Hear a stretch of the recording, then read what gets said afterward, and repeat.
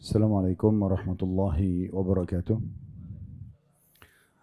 Alhamdulillah, selalu saja lisan kita memuji Sang Pencipta Allah. Sebagai seorang muslim, kita sangat yakin dua rangkaian kata ini, Alhamdulillah, adalah kalimat penghubung antara kita dengan Sang Pencipta Allah. Dan nikmat terbesar adalah karena kita bisa menjadi seorang muslim dan mukmin. Kita mengenal agama Islam dan akhirnya ada iman dalam hati kita. Dan ini nikmat terbesar karena kita yakin dan mengetahui siapa pencipta alam semesta ini, mengerucut kepada satu pencipta yang selalu kita ucapkan la ilaha illallah, la ma'budu bihaqqin illallah. Tidak ada Tuhan, tidak ada pencipta, tidak ada pemilik yang menghidupkan, yang mematikan kecuali Allah. Dan dengan itu juga akhirnya kita tahu kalau kita ini makhluk ciptaannya dan kita tunduk pada peraturan-peraturannya. Dan akhirnya kita tahu tujuan kita ada di muka bumi ini karena ingin mengabdi kepadanya. Sebagaimana Allah kekalkan dalam surah Az-Zariyat, surah nomor 51 ayat 56. وَمَا خَلَقْتُ الْجِنَّ وَالْإِنْسَ إِلَّا لِيَعْبُدُونَ. Aku tidak menciptakan jin dan manusia kecuali untuk mengabdi, tunduk, patuh kepada peraturan-peraturanku.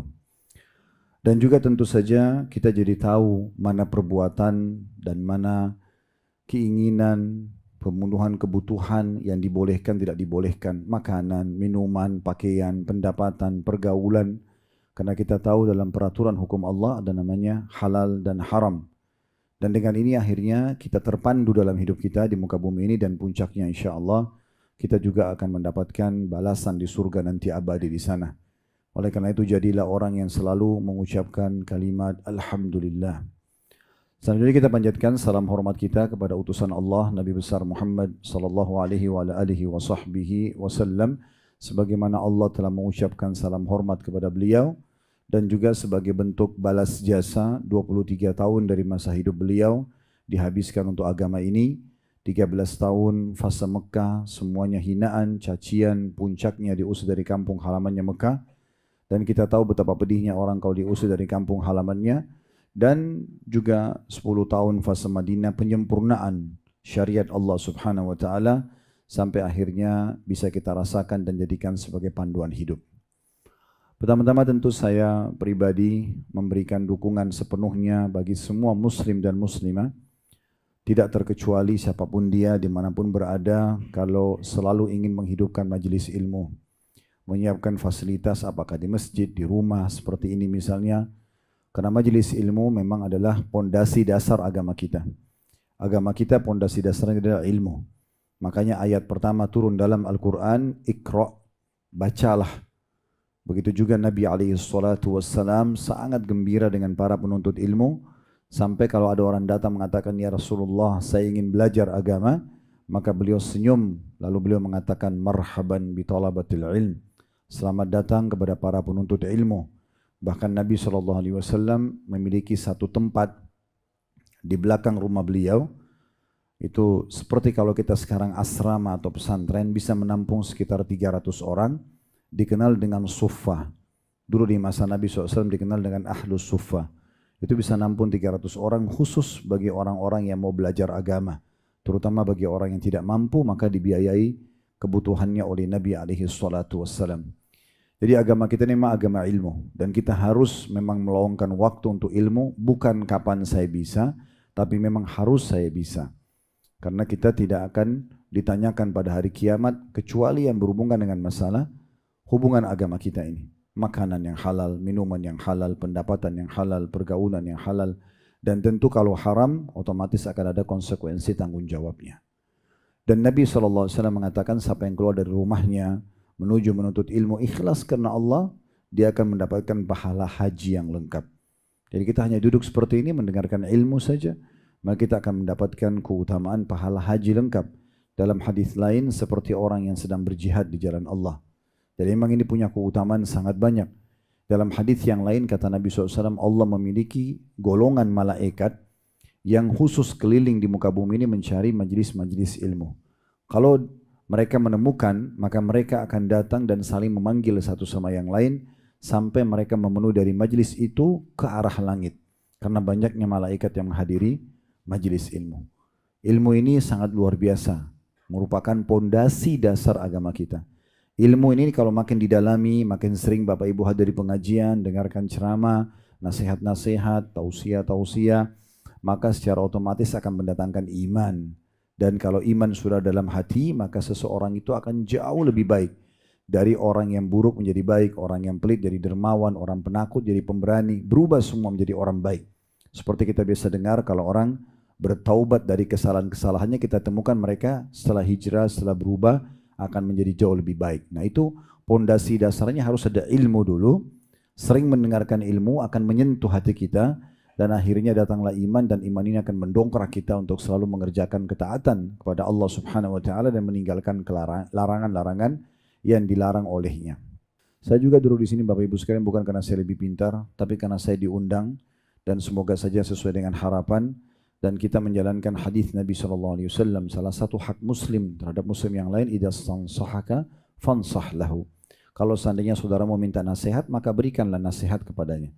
Dan juga Nabi SAW seringkali mengingatkan kepada para sahabat, ad-dinun nasihat. Agama ini semua isinya nasihat.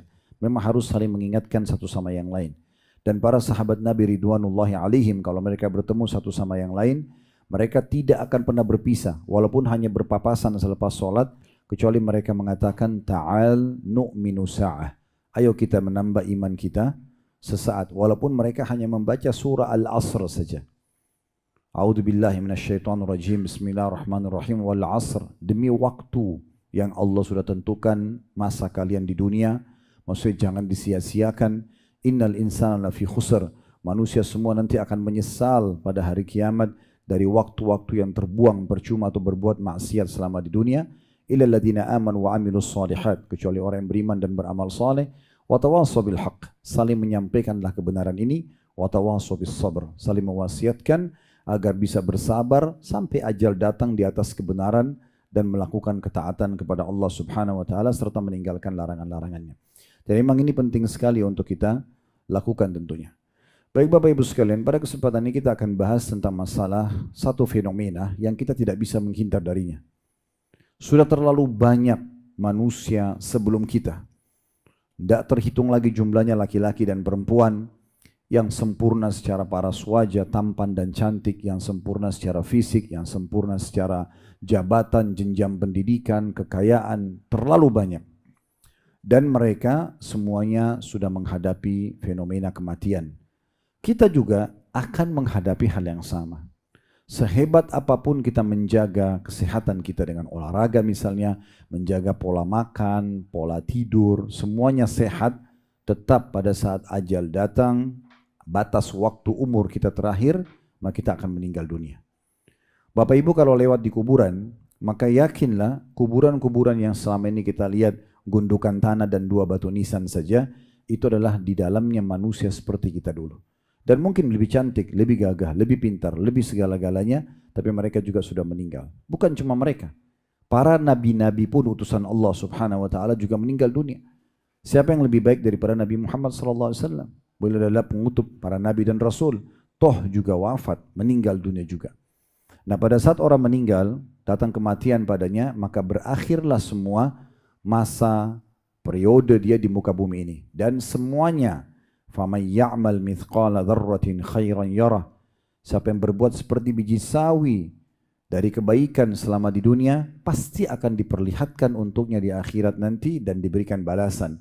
وَمَنْ يَعْمَلْ مِثْقَالَ ذَرَّةٍ شَرًّا يَرَهُ, siapa yang berbuat seperti biji sawi dari keburukan selama di dunia, tidak sempat taubat, maka akan diperlihatkan dan juga akan datang hukuman padanya. Jadi kita harus menyadari semua ini sebelum telat waktunya. Ingat teman-teman sekalian, nanti di akhirat akan ada 3 golongan yang menyesal. Golongan pertama adalah orang-orang kafir. Karena selama di dunia mereka tidak beriman kepada Allah, maka mereka akan masuk ke neraka. Golongan kedua adalah para pelaku dosa yang tidak sempat taubat, sehingga mereka kena hukuman dari dosa-dosa yang mereka lakukan.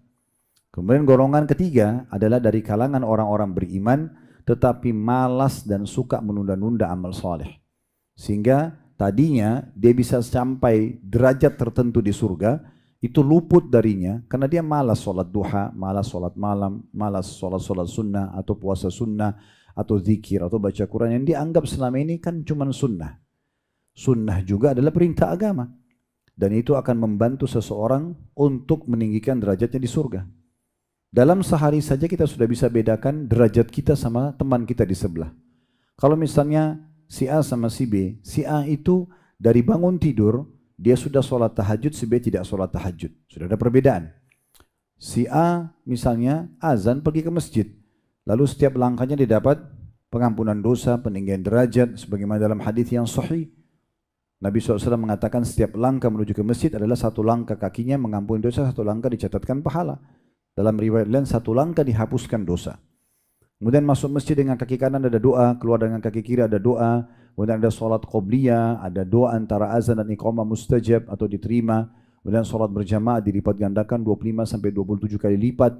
Belum zikir habis sholat didoakan oleh malaikat selama dia tidak berbicara dengan orang di sebelahnya misalnya. Semua ini akan luput dari si B yang tidak pergi sholat di masjid misalnya. Kemudian si A misalnya sholat duha. Anggaplah dia sholat 4 rakaat atau 2 rakaat saja. Si B misalnya tidak sholat.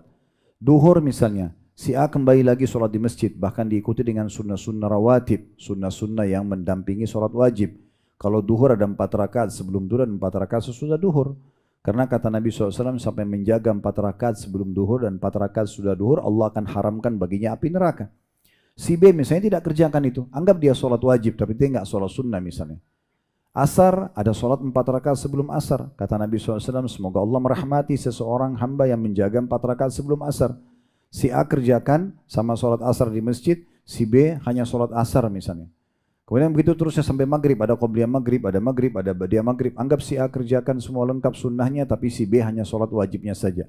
Isya juga sama, ada qobliyah isya, ada badiah isya. Si A kerjakan qobliyah dan badiah, si B tidak mengerjakan misalnya. Maka kita lihat dalam seharian saja sudah cukup jauh perbedaan derajat seseorang di surga nanti. Apalagi kalau ini akumulasi selama 5 tahun, 10 tahun, 20 tahun atau selama dia diberikan umur oleh Allah Subhanahu wa ta'ala. Kita kembali kepada bahasan kita teman-teman sekalian. Ini bukan masalah menakut-nakuti, tapi kita harus sadar kalau semua ini aktivitas kita akan berakhir. Di dunia ini, bangun tidur pagi dengan semua aktivitas yang kita kerjakan sampai kita tidur lagi malam, itu akan berakhir. Mau kita muda, mau tua, mau sakit, mau sehat, ya, semua pasti akan tetap berakhir. Karena Allah Subhanahu wa taala kekalkan dalam surah Al-Imran, surah nomor 3 ayat 185 yang bunyinya kullu nafsin dha'iqatul maut wa innama tuwaffawna ujurakum yaumal qiyamah faman zuhziya 'anil nari wa udkhilal jannata faqad faz wa mal hayatud dunya illa mata'ul gurur. Artinya semua yang bernyawa pasti merasakan kematian. Mau dia sehat, mau dia sakit, mau dia tua, mau dia muda, mau dia kaya, mau dia miskin. Pokoknya apa saja keadaannya, selama dia bernyawa, semua akan merasakan kematian. Lalu kalau kata Allah, lanjutannya, dan kalian akan mendapatkan balasan dari setiap perbuatan kalian. Baik akan dapat balasan juga baik, buruk akan dapat hukumannya.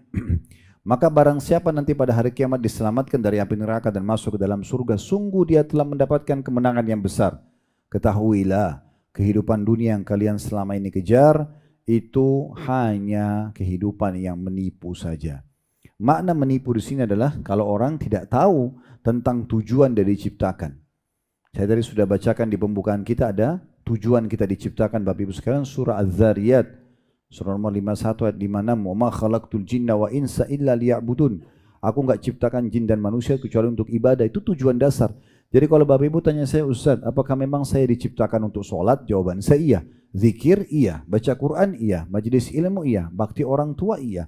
Misal jenguk orang sakit iya, bersedekah iya. Enggak ada tujuan lain. Makan, minum, tidur, berteman, bekerja, ini semua adalah pelengkap saja.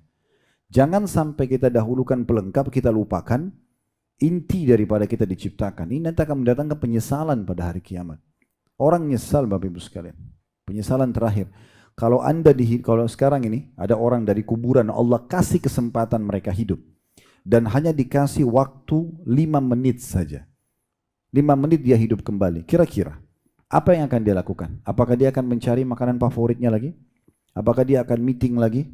Miliaran? Atau apakah dia akan duduk lagi sama keluarganya? Atau saya yakin kita sepakat tidak akan itu yang dicari. Tapi dia akan isi 5 menit itu amalan yang paling bisa membantu dia selamat di akhirat. Misal dengan dia taubat nasuha, dia istighfar atau dia sholat taubat, dia lakukan itu. Atau dia perbaharui syahadatnya misalnya. Tapi kan sudah menjadi peraturan Allah, orang yang mati tidak mungkin hidup lagi. Maka jadikanlah diri kita seakan-akan orang yang mati masih dikasih kesempatan untuk hidup oleh Allah subhanahu wa ta'ala. Jangan sampai penyesalan terjadi terakhir teman-teman sekalian. Kami, saya dan teman-teman para da'i hanya bisa berbicara seperti ini. Kami nggak bisa mengawasi Bapak Ibu setiap saat ke rumahnya ketuk, Pak, Bu, sholat, atau apa saja. Kami cuma bisa ceramah seperti ini, menyampaikan. Selebihnya Bapak Ibu menentukan keputusannya. Jadi jangan selalu berharap, maaf tanda kutip ya, ini contoh saja atau perumpamaan, berharap tangan turun dari langit memberhentikan kita dari dosa-dosa kita. Karena ada orang ditanya, kenapa kau tidak taubat? Iya, kapan ya? Seakan-akan tunggu ada tangan yang memberhentikan dia. Nggak bisa. Allah Maha Adil. Allah turunkan kitabnya Al-Quran untuk dibaca dan diterjemahkan segala macam bahasa. Allah utus utusannya Nabi Muhammad SAW menyampaikan segala macam ajaran yang Allah sampaikan, dari yang halal, yang juga yang haram, kemudian juga menyampaikan perintah dan menyampaikan larangan, tujuannya agar kita menerimanya. Ingat teman-teman, di hari kiamat nanti Anda akan buktikan perkataan saya ini. Orang-orang yang masuk ke dalam neraka, mereka masuk ke dalam neraka dalam kondisi mengakui keadilan Allah. Mereka katakan memang saya pantas masuk neraka. Karena selama di dunia dia buang-buang waktunya. Dia melakukan kemaksiatan sudah dilarang, nggak boleh. Dan subhanallah Allah juga berikan kepada kita sinyal-sinyal teman-teman sekalian. Setiap orang melakukan pelanggaran agama, mau berbohong, mau menipu, mau membunuh, mau berzina, mau apa saja, pasti Allah ikutkan dengan rasa takut. Khawatir kalau mau melakukan, supaya dia tidak lakukan. Bahkan kalau dia lakukan pun masih datang peringatan yang selanjutnya. Saya sering sampaikan di pengajian, bahkan kalau ada maling, pencuri, dia ditangkap dan dikeroyokin oleh warga masyarakat, sampai dia mati pun, itu masih bentuk kasih sayang Allah kepada dia. Karena orang seperti ini, pastikan sudah terlalu banyak peringatan Allah datang kepada dia, tapi dia engahkan saja. Waktu awal dia mencuri mungkin umur berapa, sudah ada peringatan supaya dia takut, tapi tetap aja dia lakukan. Kemudian ada lagi yang lihat dia pada saat dia lakukan. Harusnya dia berhenti, tapi tetap aja dia lakukan.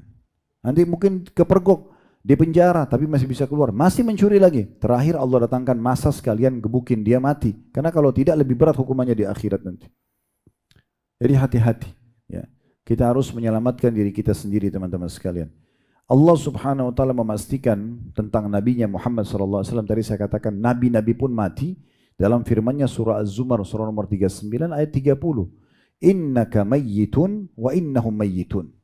Hai Muhammad, kau juga walaupun utusanku, pilihanku, kekasihku akan mati. Dan mereka juga pasti akan mati. Tidak ada satu jiwa pun yang kekal. Kalau kita teman-teman sekalian sudah tahu bahwasanya kita akan mati, kenapa kita tidak punya persiapan?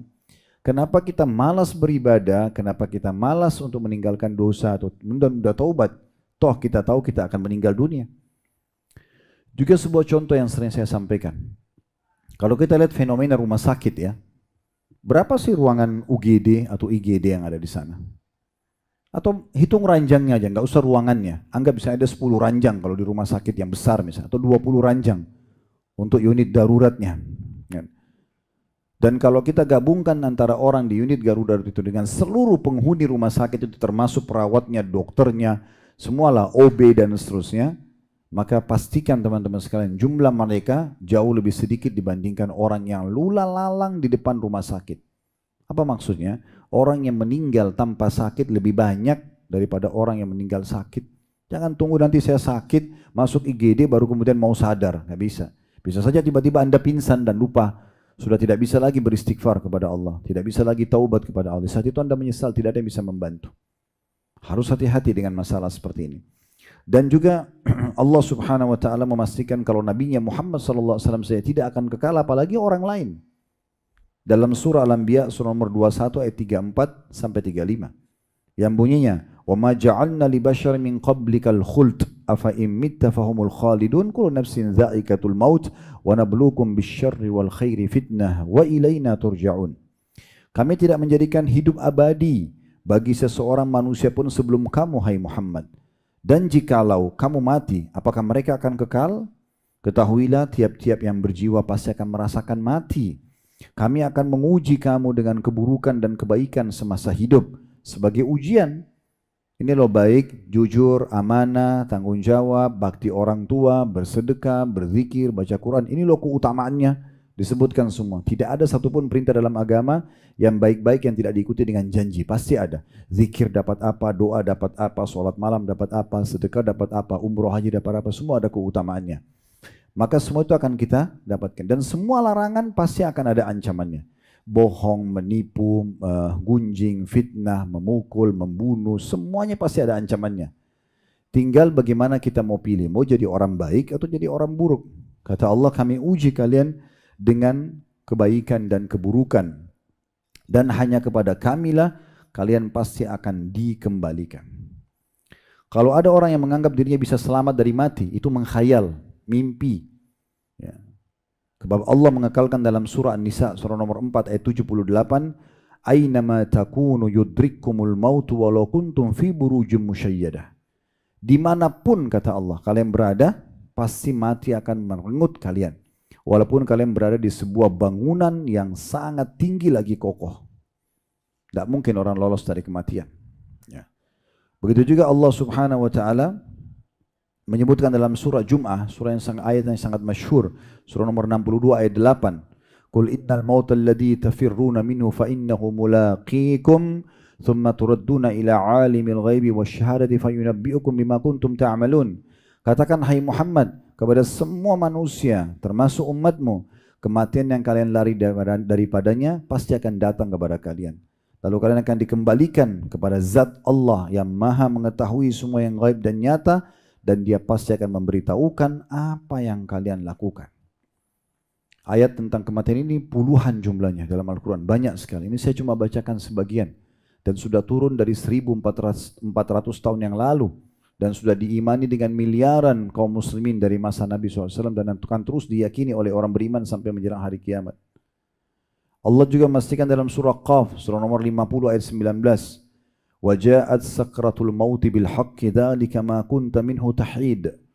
Dan pastikan sakaratil maut, proses dicabutnya ruh itu pasti akan benar-benar datang. Dan itulah yang kamu selalu lari daripadanya, kata Allah. Bisa dilihat dalam surah Qaf ayat 19. Kemudian juga dalam surah Al-Waqi'ah, surah nomor 56 ayat 60, Allah berfirman, Nahnu qaddarna bainakumul maut wa ma nahnu bimasbuqin. Kami telah menentukan kematian siapapun di antara kalian. Mau nabi, mau bukan nabi, mau orang kaya, mau orang miskin, laki-laki, perempuan, pejabat, masyarakat biasa, semua kami sudah tentukan kematian. Dan kami sekali-kali tidak dapat dikalahkan. Tidak bisa ada yang tolak kalau sudah mau mati. Bruce Lee ahli bela diri, mati nggak? Mati. Sehebat apapun dia dengan jurusnya. Seorang binaragawan badannya besar, pasti mati. Nggak bisa. Semua akan mati. Ya. Dan Allah subhanahu wa ta'ala juga dalam surah Al-Waqi'ah, masih surah yang sama, surah 56 ayat 83 sampai 87, menantang orang-orang yang menolak kematian dengan cara, kalau betul-betul mati sudah datang, coba kamu tolak kalau kamu bisa. Allah berfirman, فَلَوْلَا إِذَا بَلَغَتِ الْحُلْقُمْ وَأَنْتُمْ حِينَئِذٍ تَنْظُرُونَ وَنَحْنُ أَقْرَبُ إِلَيْهِ مِنْكُمْ وَلَكِنْ لَا تُبْصِرُونَ فَلَوْلَا إِنْ كُنْتُمْ غَيْرَ مَدِينَ تَرْجِعُونَهَا إِنْ كُنْتُمْ صَادِقِينَ. Artinya, maka mengapa ketika nyawa sampai di kerongkongan, kalau ada orang sudah mau meninggal, dia sudah sesak nafas, gitu kan? Padahal kamu ketika itu melihat, dan kamu lebih dekat kepadanya daripada kami, lebih dekat kepadanya daripada kamu. Tapi kamu tidak melihat, maka mengapa jika kamu tidak kuasa, ya, mengapa kamu tidak mengembalikan nyawa itu ke tempatnya jika kamu adalah orang-orang yang benar. Jadi kalau misalnya ada ibu kita, ayah kita, kakek kita, atau siapa saja pas mau meninggal, kalau tidak yakin dengan kematian, coba kembalikan dia. Supaya dia hidup kembali. Gak bisa, berarti mati itu ada. Faktanya ada. Ya. Seorang penyair Arab mengatakan satu syair yang menarik. Ya. Dia mengatakan, Ya bna Adam ila mata anta fi lahwin wa laibin wal mautu nahwaka fatihan fahu. Wahai anak Adam, sampai kapan kau terus berlalai-lalai, gak mau laksanakan perintah yang wajib dan sunnah, dan selalu dalam maksiat, dosa terus, tidak mau taubat, sementara kematian depan matamu sedang membuka mulutnya dan siap menerkammu setiap saat. Kita ini hitungan detik teman-teman. Orang biasa buat ulang tahun ya. Sebenarnya kita ini ulang detik bukan ulang tahun. Karena kita per detiknya.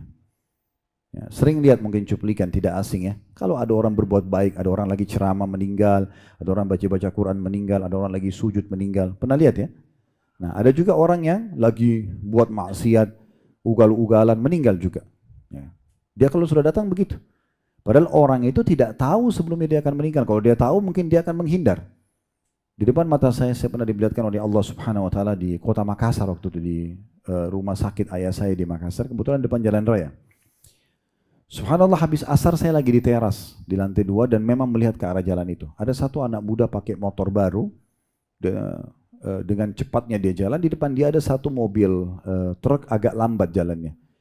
Dia mau melewati dari sebelah kanan itu sudah ada garis lurus yang tidak boleh, karena itu sudah jalur sebelah. Ya, kemudian dia masuk lewat kiri. Kalau lewat kiri, dia melihat masih banyak kendaraan juga di depannya. Rupanya dia masuk ke jalan kanan tanpa dia sadar. Dari sana ada mobil yang sangat cepat tabrak dia, meninggal dunia di tempat. Saya lihat sendiri orang itu meninggal. Dia masih hidup, terus dia jatuh dari motor, lalu dibawa ke klinik rumah sakit ayah kami, diperiksa, meninggal dunia. Saya bilang subhanallah, anak muda ini bahkan bawa barang-barang belanjaan dia. Saya sangat yakin pada saat dia mau keluar dari rumah, dia tidak tahu kalau dia akan meninggal dunia. Kalau dia tahu, dia tidak akan keluar kan? Tapi dia tidak tahu. Makanya Nabi SAW mengatakan kalau Allah ingin merenggut nyawa seseorang di sebuah tempat, maka Allah buat dia punya hajat di sana. Kemudian di sanalah direnggut nyawanya. Nah, ini harus kita sadari semua. Ini fakta yang tidak bisa kita menghindar darinya. Kemudian juga Nabi SAW menyebutkan dalam sebuah riwayat, beliau pernah membuat garis segi 4. Ya. Dan beliau membuat garis di tengah-tengah keluar darinya. Beliau membuat garis-garis kecil kepada garis-garis yang ada di tengah dan sampingnya dan juga berada di tengahnya sambil beliau bersabda, dari garis kotak itu dibuat garis-garis kecil di semua sisinya. Lalu kata Nabi SAW, ini manusia. Ini kehidupan manusia dan ini ajal yang mengelilingi dia. Setiap saat dari semua penjuru bisa datang kepada dia. Yang keluar dari garis kotak ini, ada Nabi garis lagi, Nabi mengatakan ini adalah angan-angannya. Ini adalah angan-angannya. Jadi mati, kematian sebenarnya itu dua daripada angan-angan manusia. Kalau harapan dia kan banyak sekali, tapi bisa diputus dengan kematian. Nabi SAW juga pernah keluar dari masjid, kemudian beliau menggaris garis lurus, beliau mengatakan ini jalan Allah yang lurus.